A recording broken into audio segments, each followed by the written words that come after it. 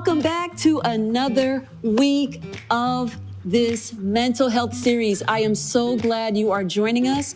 Listen, we have been knee deep in this conversation, and so we're just going to continue, and we're going to pick off right where we left off. So get your notebooks out, get your pens out, get your finger chats ready, and join us for this conversation. If anybody is willing to share, has anybody here felt like they've done something that maybe they haven't shared to anybody, but they knew in their heart, like there was a conviction that was like, you know what, that was wrong, or I've been holding this. And they did that. They confessed it to the Lord and truly felt his forgiveness. And then had the freedom to then confess to others if need be. Has there been anybody? I have. Come on, Christy. Basically, I'm gonna go back to when Tim said the first message, that when you don't speak, when you end up speaking, it comes out loud. That was me. That was me, because I didn't know how to put into words. And when I did speak, it was just up and out. And just, I don't, whatever it was, I'm gonna say it. It doesn't matter, and it's loud. And with the second message, it was like, okay, I need to tell God about this right here. And he says, you're going to sit in it, and you're going to really need to be alone. And that's what I did. And it was like, okay, I need to address this, this, and tell God about it. And initially I was like, well, who could I talk to? Who could I tell? Or, what are they going to think of me? Am I safe with them? All of that. But it didn't matter after the confession happened. It was like, okay, God, I see what you're trying to do. And what you want matters more than what I want. That's right. So that meant when I began to speak, it wasn't so loud. Because I was called surround sound in my family. Like, Christy is loud. You will hear her coming. And that's what it is. And I would get so hurt when I heard them say that, because I knew something was in me that made me loud that I never addressed. I love that. And I never said, okay, God, let me just let you handle this, because you know how to do this. But I first had to say it to him, to God.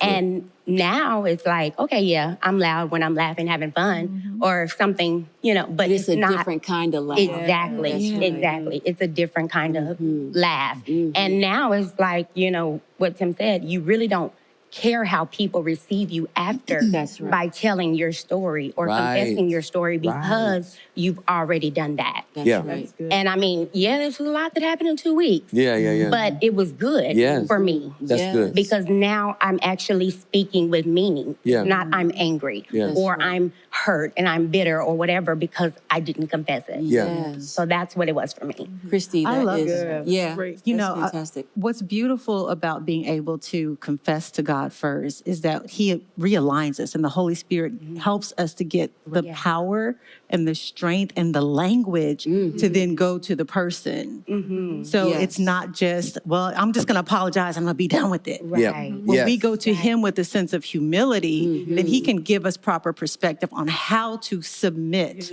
our confession and our apologies to those who are in need of it. That's right. And so that's the beauty of being able to go to him first. I'll never forget when we were at Potter's house, and I preached Revive, Bound, Loose. Oh, yes. And I shared the whole story about being molested and all the things. All the things, pornography, addiction, and all the kind of stuff, right? Promiscuity. Well, somebody came up to me after the service. I mean, there might have been, I guess that weekend, there might have been 20,000 people that saw that message that weekend. You know what I mean? Sure. And then the DVDs and the CDs back then, right? DVDs and CDs. Right. Yeah, it wasn't like online like that. It wasn't popping off like that. So after I preached the message, somebody came up to me and they were like, how in the world could you get up in front of all these people and talk about being molested and porn addicted and not like, I would never say that in front of, like, why would you ever say that? I was like, because it's my testimony and I've been forgiven. Yeah. That's right. I don't care what none of these people think. That's right. Right? That's My right. conscience is clear Matters Yeah. not. because my soul's been cleansed. Yes. I don't Yes. care. And your highest value, Yes. your highest value is in the one who Yeah. can That's forgive exactly you. right. Absolutely. I got it you're- right with God. Yeah, but when your highest value is not necessarily with him, then it matters more to who does. Ooh, let me say it a different way. When your highest value is other people's opinions. Yeah, that's what I'm saying. Yes, exactly. So Wow. it then matters. That's How right. could you say that? That's exactly right. You know, because you are bound. You are bound by people. Yep. That's so good, girl. And you have to be able to see God as the highest value. Christy, I want to go back to what you said because thank you. All that is good. In fact, everyone's input is so great. I hope you all watching are enjoying this conversation. Christy, I love what you said about you heard everybody keep saying that you were loud, just loud, and it hurt you. But on the inside, you were really trying to get out. You know, you were really, really screaming about something. The important part was you acknowledged it. Was you admitting to be like, yeah, there is something in me and I'm aware of that and I don't know how to get it out. Like that right there is that first level of acknowledgement and having some level of self-awareness to say, I'm screaming on the inside. Yes. This is why this is manifesting on the outside. And I'm aware that it is not a healthy screaming on the inside. And so I just want to say thank you for being honest because that is the key thing. And maybe you might not have all the words right away, but you can start by acknowledging to yourself first, It's good. there is a scream on the inside. Yeah, it's good. And here's what I do know. If you don't have a word and you may just have a yell, then yell it out. Yeah, it's good. You know what I mean? Just get a, right? Start there. Yep. And as you, I'm so sick of all this, right? Okay. That's We can work a with that. start. Yeah, we can work Yes, with we that. can work with Yeah. that, right? Yeah. And so let it out loud. Yeah. Let that out all day. Yeah. It doesn't bother me. Yeah. Don't harm yourself. Yeah. You know what I mean? Yeah. Because if we can start there, it Yeah. won't lead to That's right. anything further. Right. That's right. So your scream doesn't bother me, Yeah. right? But your transparency and your honesty can then help everybody to put that scream into the words. So when I was gonna be in law enforcement, we learned how to de-escalate domestic violence situations. Yes. Or disturbances calls, right? You show up to a scene and the people are yelling. Yep. So we're trained to match their volume. If you show up to a place where people are arguing, they're yelling really loud, cussing at each other, you actually match their tone. You don't come in like, hey guys, what's going on? You actually come, hey, what's going on here? Hey, everybody calm down. Everybody calm down. Right. What is the problem? Why are y'all even yelling at each other? We need to just take a step back here now, guys. Right. Now, seems like you have a problem here. Sounds like you have a problem here. But guys, what we want to get down to Right. is why y'all even beefing in the first place. Exactly. It's 2:00 in the morning. Right. You shouldn't even be talking this way. I matched it And brought them down. and I walked them down. Yes. Yes. We have to acknowledge people's pain. That's right. And we have to stop dismissing what people tell us, Yes. the way they tell us. Yeah. That's right. Yes. You shouldn't be yelling like that. Right. Girl, you need to calm down. Right. You need to get yourself together. I can't. Right. Right. That part. At least Right. let me say Yeah. Right. what I feel the way I feel it Correct. before you come with your Bible verse. Right. Before Right. you come with your scripture. That's right. Before you come with your, please go listen to Tim's part 1 and 2 of Right. Shut Up. Right. Learn to contain people. Yeah. We have to learn to just let people be. You just need me to talk. If you say you want to talk to me, I'm going to let you talk. That's right. And then I'm going to ask permission to give you feedback. Yeah. That's right. Because whatever I give you that you don't ask for, you're going to throw it away anyway. That's right. I've learned that. I stopped giving people freebies. People don't like free stuff. They want to add. I'll let you know if I want that. That's right. You know what I mean? Yeah, don't put that's no right. extra fries in my bag, McDonald's. That's I did not ask for this. That's right. I don't care how good your fries is. I didn't ask for two, right? I don't want nothing free. So helping people to normalize the conversation and then just being sensitive enough that when somebody's speaking out, whether it's soft-spoken or loud or whatever, let them get it all out. Don't interrupt them. That's right. Don't interject. That's right. Stop trying to fix. Don't hijack the conversation. Girl, I went through the same thing. Did nobody ask you that? Right. I don't care what you've been through. Right. You know what I mean? I'm trying to talk. Right? Let You know me what I mean? speak. Yes. Let them speak. And here's the thing. The majority of people that say they want to talk to me about an issue talk themselves into the answer. That's right. That's right. And then at the end, they give me credit. We're sitting Oh there man, listening. thank you so much. I feel so much better. I'm like, I didn't say anything. You literally talked yourself into your own answer. Sure. You just needed a safe space to That's do it right. and somebody to listen. That's right. Which is why horizontal is so important. That's right. Because we know God hears us, we can't see him. Yes. Right. That's true. Right. Yes. Right. And you need somebody that can look back at you and just nod an affirmation and be like, I get it. Well, we need that. somebody that we can feel like we see God in the horizontal. That's exactly right. That's the safe place. And I want to say when I did acknowledge, like you said, I began to have compassion and I could listen better to people. Okay, why are they yelling? What is wrong? That's good, Christy. That's what I've become because of the compassion that happened after the acknowledgement.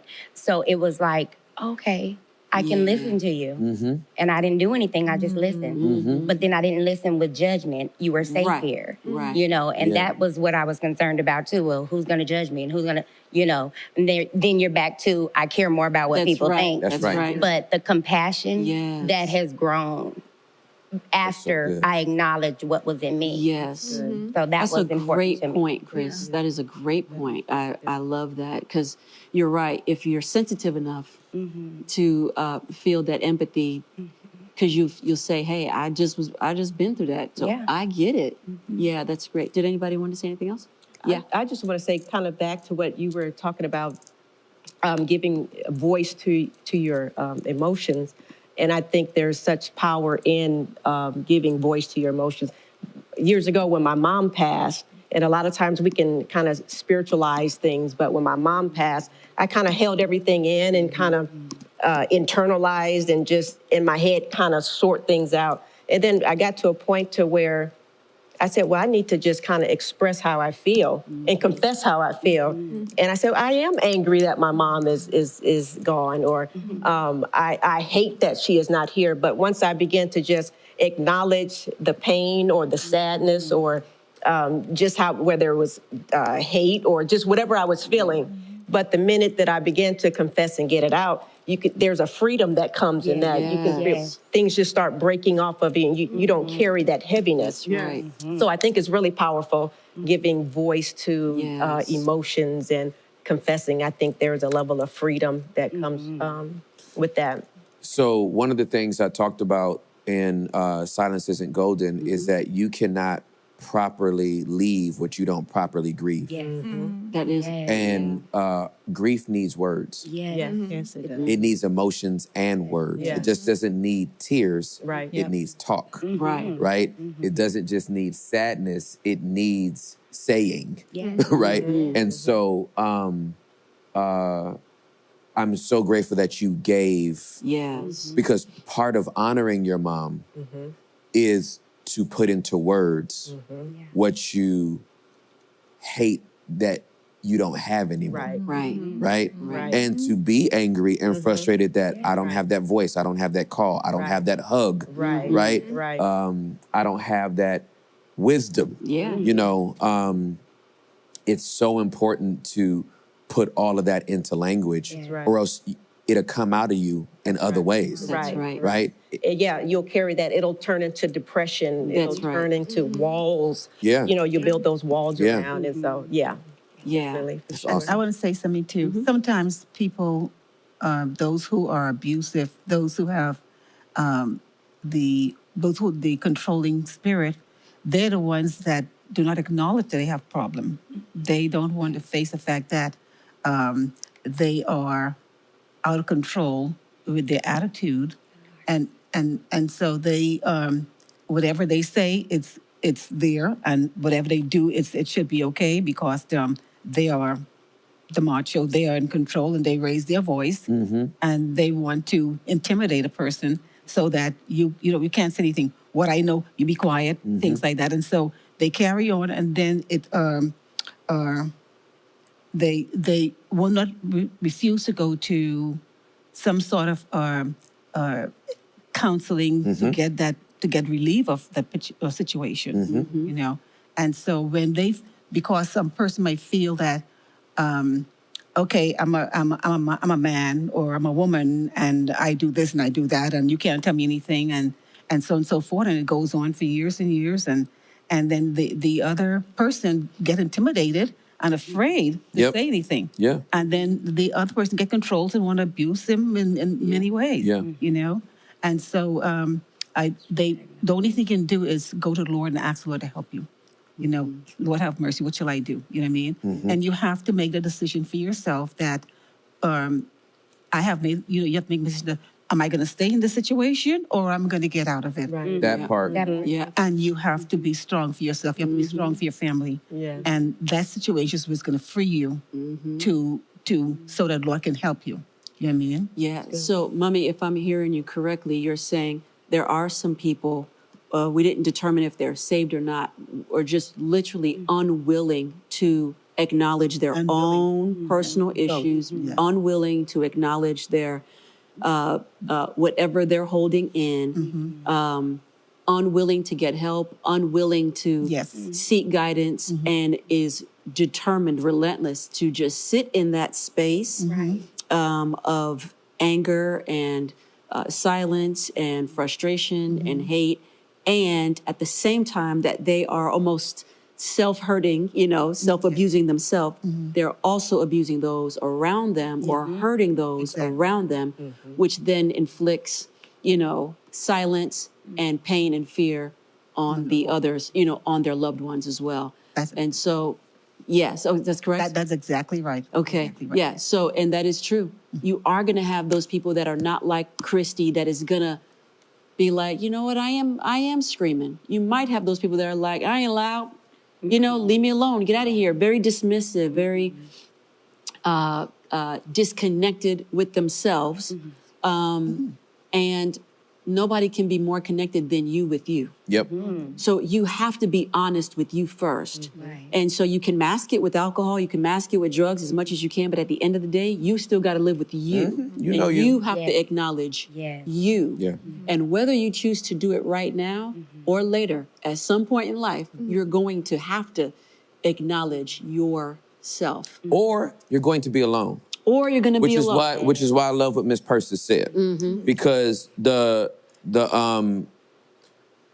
one of the things that I haven't discussed yet is boundaries. Yeah, we haven't gotten to right? boundaries And yet. so when you're dealing with a toxic individual, you have to create boundaries so that your well-being is not compromised. That's right. Mental health is not just about doing your work. It's also about the work you do to make sure you are safe from others that don't do their work. That's right. Right? That's right. And if it's in a marital relationship where you're being gaslit and there's a lot of manipulation and control, the boundary is, I no longer allow you or enable you to treat me like this. That's right. So it's not an ultimatum. Right. I'm not trying to change your behavior. You're a grown person. You can do what you want. All I want you to know is if you don't change, you won't have me. That's right. Yeah. That's a boundary. It's a healthy Right? boundary. Because you're not going to drag me down into the abyss of your toxicity with you. That's right. That's not happening. That's right. So here's where the boundary is. If That's you're going right. to talk to me, you're going to talk to me like this.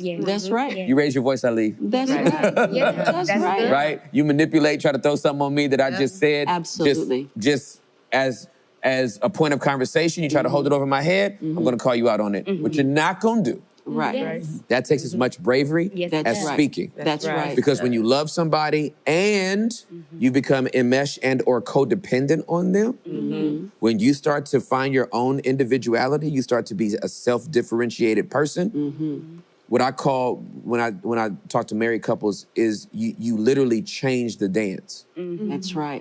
That's good. I'll just speak to this just for a moment. Every married couple, whatever the marriage is, y'all have agreed to that dance. Consciously or subconsciously. Right. That's right. That's right. You've agreed to this dance. Here's how the man has led, and here's how you have followed. That's When right. he does this, you do that. When you do that, he does this. And y'all have both enabled each other. The marriage you have is the marriage you built. That's right. It ain't just one person. That's right. You both did that together. You both did that together. And when the person gets empowered and goes, not doing that no more. Well, this person's still doing this 1-2 That's step. right. That's right. And not only did you change the dance, you changed the genre by which you dance too. That person usually spazzes out. They don't know what to do with They it. don't know what to do with you because they're not you. Every time I do this, you usually do that, and you're not doing that anymore.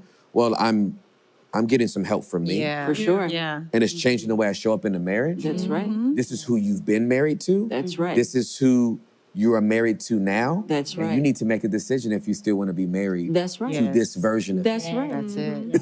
Yeah. Or in a Because I'm dating. no or in longer an going to engaged. enable you anymore. right. I'm no longer going to tolerate this anymore. That's I've right. set a clear boundary. This is the way it's going to be. That's and right. you have to make a decision for yourself. That's right. Your decision might hurt my feelings. That's right. Your decision might break my heart. But I can also go to therapy for that too. 100%. I'll get over you. Right? You know what I mean? I might cry over you. That's good. right. I've already learned that. Tim taught me Right. about that, right? Juliet talked about that on Unpacked. Yeah. But we're going to be all right. Yep. But I'm for empowering people to be the best versions of themselves that they can. That's right. Y'all heard my testimony. The sexual abuse, the pornography, the promiscuity, the low self-esteem, the low self-worth. God and therapy. Yeah. Yeah. That's right. Yeah. And he's in both. And he's in both of Yeah. them. Right. My private time with God, that verticality, gave me forgiveness and gave me cleansing. And then that horizontal verticality with my therapist got me healed That's right. Yeah. to be the person I am. And it has been work. Yeah.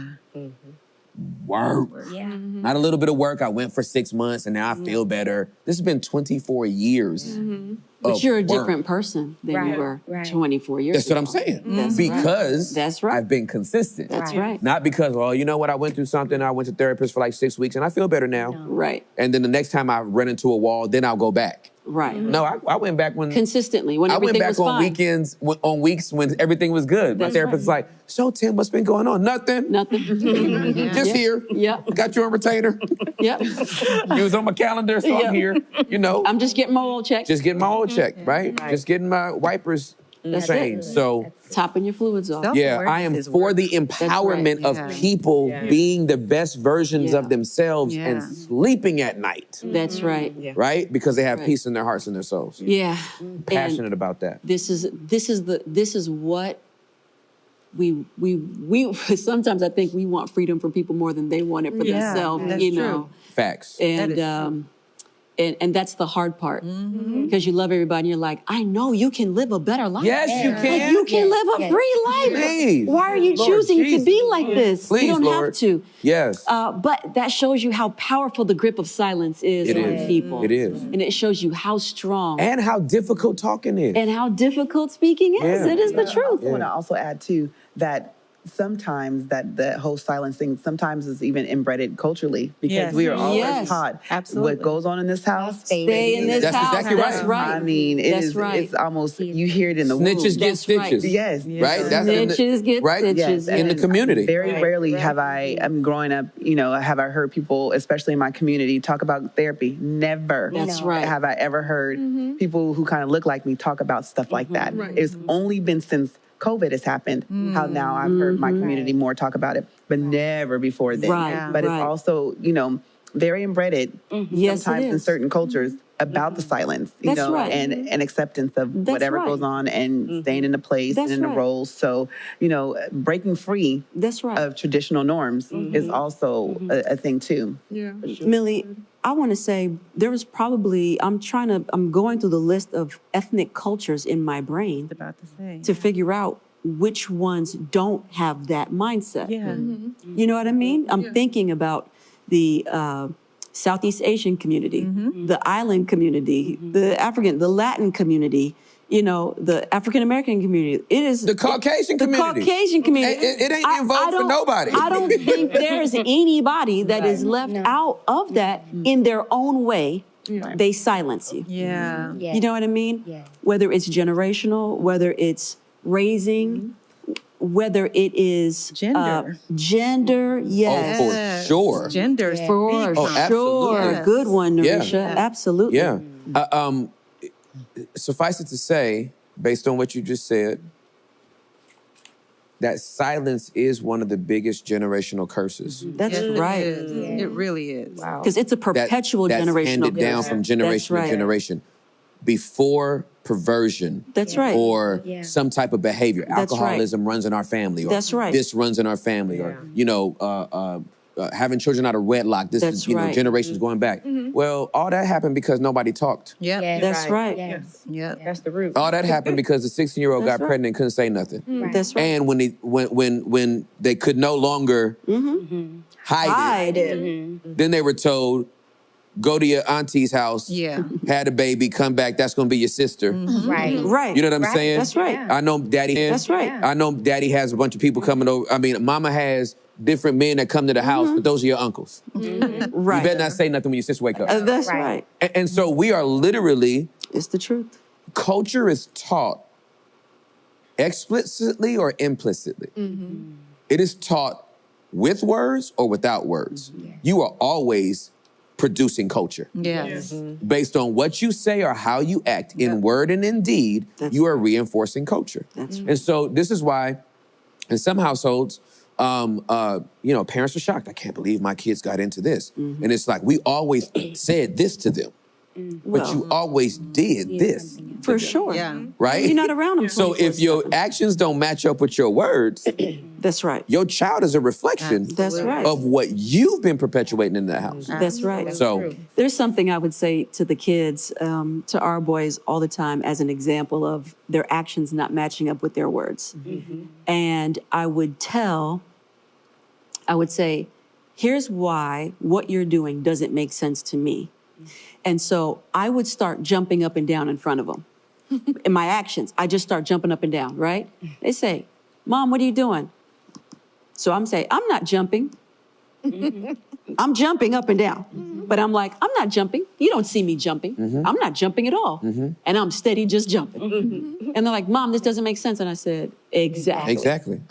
Your actions and your words are contradictory and it's not making sense. And when it doesn't make sense and it doesn't line up, not only are you bringing confusion to yourself, you are bringing confusion to everybody else around. I would say it this way. People are always telling you who they are, and sometimes they use their words. And sometimes they use their words. That's good.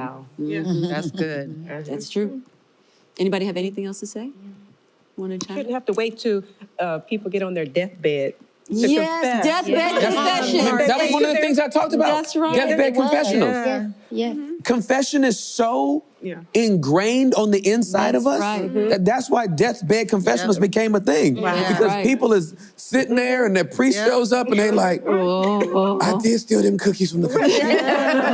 Lord, yep. And then I'm out. Not I'm out. What did he just say? And just He finally admitted that when he was 9, he stole them cookies from the cookie jar. That's right. The guy that killed Jimmy Hoffa, before he died, he was dying of a disease. He admitted, I'm the one that did it. Yeah. The woman that killed him had him killed. That said, had lied and said he whistled. On her deathbed said he didn't do that. Yeah. She couldn't go to the grave with her soul in right. silence. That's I have right. a personal story about that. My grandmother held a secret about our family until about 6 months before she passed away and told my mom that the father that you thought was yours is not your dad. Wow. And that opened up Dang, a lot. Grandma. No, right? That opened up a lot of freedom for my mom because Right. it helped explain some things that she had been Right. dealing with in her life Yeah. that didn't make sense. Right. And it offered her freedom, and then she handed her freedom down to her kids. Yes. Wow. And so that secret really, Yeah. sharing that at the end, it just exposed us to a new level of understanding about our relationships. Yeah. Yeah. And it just brought us healing and freedom within our family. And hopefully, Wow. that is amazing. Hopefully, what breaking the silence in our generation and in our lives will now perpetuate that going forward. Yeah. So all up until this time, it's been silence as this generational curse. And hopefully we can be the generation to stop it Yeah. so that this level of freedom is now what is Yes. the generational blessing. Yes. And so that every time we are growing and we are expanding our families, we are teaching them this isn't about silence and this is about freedom. I good. want you to speak. I want you to tell what's going on. Don't hush. Yeah. Yeah. Speak Right. up. Yeah. And so I'm loving this conversation, and I hope you are too. Listen, if you have not seen this sermon series a few weeks ago called A Peace of Mind, I want you to go back and watch it on YouTube. You can find us on Embassy City. Please go back and watch those sermon series, and a lot of this will make sense. This conversation is not over, I promise you. We are going to continue this on for the next several weeks and months, however much the Lord says the same. And we are going to be back here. But I want to hear from you. I want you to put in the chats. I hope this conversation has been a blessing. I hope it has helped bring some freedom. I hope it has helped brought some clarity. I hope it has also jarred your mind, made you think, yeah, I went through that. I felt this way. This is just the beginning. I want to hear more of your feelings and more of your thoughts as we continue this conversation. Until the next time, please know that we are praying for you every week. We love you. We want the best for you. We want God's best for you. And we want you to walk in ultimate freedom in your heart, mind, and in your soul. And so if we could do anything to help you take the next step, we have some amazing resources that are going to pop up on the screen for you to get some help for this mind and for this brain. And so please take advantage of what you're going to see. Some of them, they're licensed therapists. Some of you, if you can't afford any, there'll be some free resources there that you can look into. We may not know every one of them, but we'll put on there who we do know and who we've sort of vetted out for you. But, check them out yourself. And I want you to know that we love you and we are praying for you. So until next time, God bless you.